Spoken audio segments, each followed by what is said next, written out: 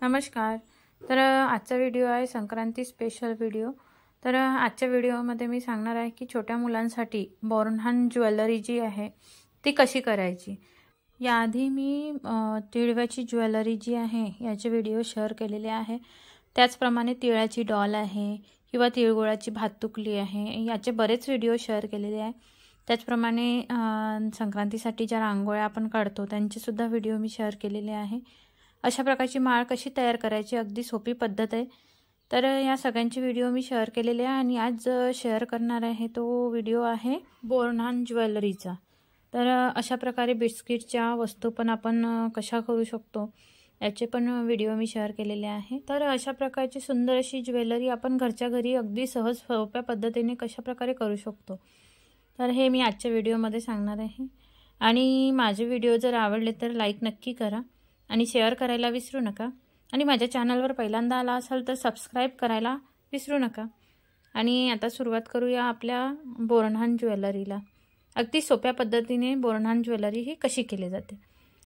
तर त्यासाठी लागणारे साहित्य म्हणजे ग्लिटर पेपर आहे, त्याचप्रमाणे छोटे छोटे मोती घेतलेले आहेत, याऐवजी गोल्डन मनी पण घेता येते, चिरंजी आहे, त्याचप्रकारे मी घेतले गोल्डन लेस आहे, याऐवजी तुम्ही कुठलीही लेस वापरू शकता। त्यानंतर आहे बँगल्स।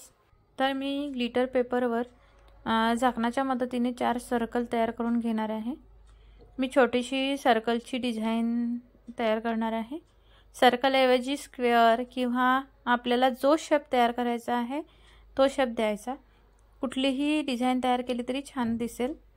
आणि त्यानंतर त्यावर मी जाड धागा घेतला आहे, तो धागा असा सुईच्या मदतीने अटॅच करून घेत आहे। हे बाजूबंद आहे, दोन्ही बाजूला मी धागा अटॅच करून घेणार आहे। त्यानंतर बिंदीला मी पानाचा शेप दिलेला आहे, बिंदीला पण पहिले धागा अटॅच करून घेत आहे। अशा प्रकारे मी पहिले धागा अटॅच करून घेते, कारण त्यावर जर चिरंजी चिपकवली तर धागा अटॅच करताना चिरंजी निघून जाऊ शकते, त्यामुळे मी पहिले धागे बांधून घेतलेले आहे आणि त्यानंतर त्यावर स्टोन आणि चिरंजी चिपकवणार आहे। तर अशा प्रकारे मी लाल रंगाचे स्टोन घेतले आहे, तुम्हाला जो कलर पाहिजे असेल तो तुम्ही घेऊ शकता।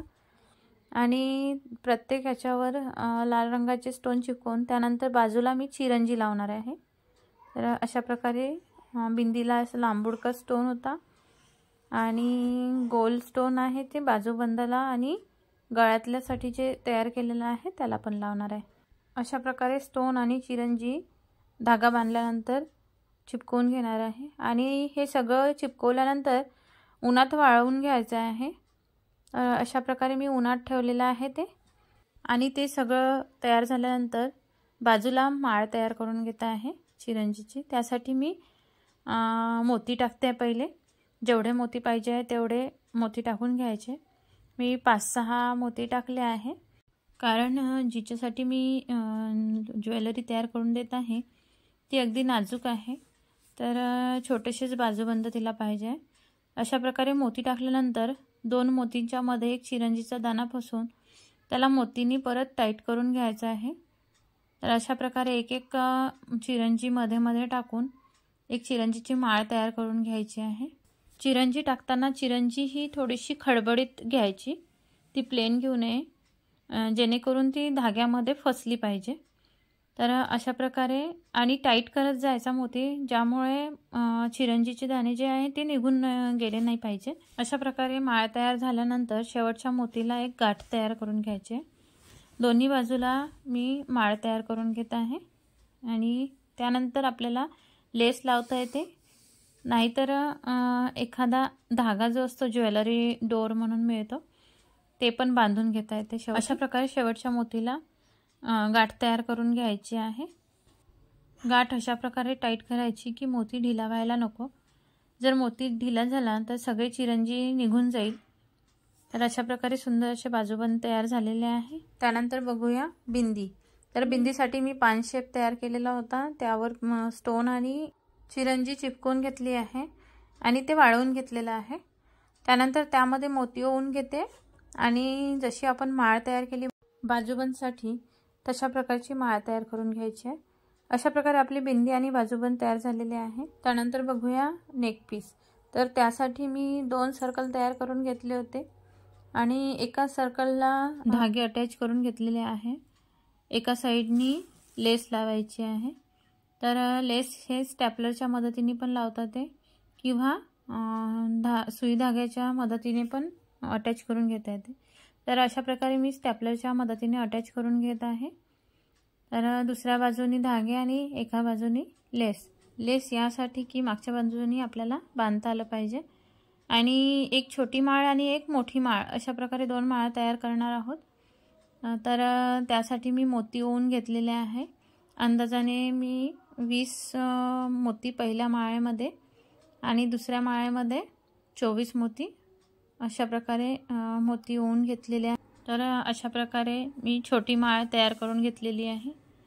त्यानंतर त्याच्या खाली एक मोठी माळ तयार करून घेणार आहे. अशा प्रकारे छान अशी छोटी माळ तयार झालेली आहे. आणि त्याच्याच बाजूला दुसरा धागा पण अटॅच करून घेतलेला आहे. आणि त्यावर पण मी एक माळ तयार करून घेणार आहे. ती माळ मोठी राहणार आहे यापेक्षा. तर अशा प्रकारे मी एक माळ तयार केली आणि दुसरी माळ अगदी बाजूने तयार करणार आहे. अशा प्रकारे दोन्ही माळ तयार करून झालेले आहे. त्याला आता आपण दुसऱ्या बाजूला जो दुसरा सर्कल होता तो अटॅच करून घेणार आहोत सुई सुताच्या मदतीने. अशा प्रकारे मी तो पण सर्कल अटॅच करून घेते आहे आणि नंतर त्यावर चिरंजी ही चिपकवून घेणार आहे. हा सर्कल अटॅच करताना छोटी माळ जी आहे, जो सरळ भाग आहे, ती छोट्या बाजूने एका बाजूनी आणि दुसऱ्या बाहेरच्या बाजूनी मोठी माळ येईल अशा प्रकारे बांधून घ्यायचे आहे. आणि एक छान असं नेकपीस तयार होईल 2 लेअरचं, एक छोटी लेअर आणि एक मोठी लेअर. अशा प्रकारे मी दोन्ही माळात अटॅच करून घेतलेले आहे. तर अशा प्रकारे आपण घरच्या घरी अगदी सोप्या पद्धतीने हलव्याचे दागिने तयार करू शकतो. आणि या दोन्ही माळा अटॅच केल्यानंतर मी याला वरून चिरंजीचे दाणे लावणार आहे. कारण अटॅच करताना चिरंजीचे दाणे निघून जाण्याची शक्यता असते. त्यानंतर बघणार आहोत बँगल्स. तर हे मुलीची ज्वेलरी असल्यामुळे तिथे मला बांगड्या तयार करून द्यायच्या आहे. तर त्यासाठी मी घेतलेला आहे ज्वेलरी पेपर. ज्वेलरी पेपर ऐवजी तुम्ही ग्लिटर पेपरचा पण इथे वापर करू शकता. बांगड्यांवर वरती चिपकवायसाठी मी बांगड्यांच्या आकाराचा एक पेपरचा साईज लांब तयार करून पट्टी तयार करून घेत आहे. आणि ती पट्टी फेविकॉलच्या मदतीने बांगड्यांवर चिपकवून घेतलेली आहे. आणि ती चिपकवलेली पट्टी पूर्णपणे सुकू द्यायची आणि त्यानंतरच चिरंजी चिपकवायची आहे. त्यानंतर चिरंजी चिपकवायसाठी मी त्या पट्टीवर फेविकॉल लावून घेत आहे अशा प्रकारे. किंवा आपल्याला डायरेक्ट बँगल्सवर पण चिरंजी चिपकवता येते.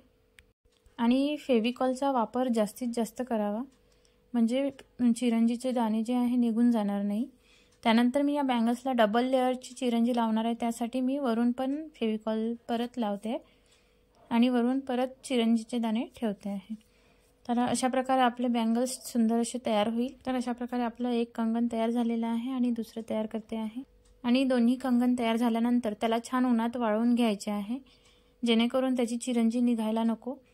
आणि थोडेफार सुकल्यानंतर त्याला परत पलटून घ्यायचं म्हणजे दोन्ही बाजूनी छान वाळून गेले पाहिजे.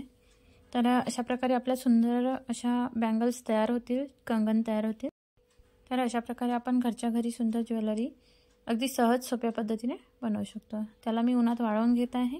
आणि त्यानंतर आपल्याला जिथे जिथे लेस बांधायची असेल तिथे मी नंतर बांधून घेते आहे. जसं बाजूबंद आहे, बाजूबंदसाठी 2 साईडनी थोडी लेस बांधून घेत आहे.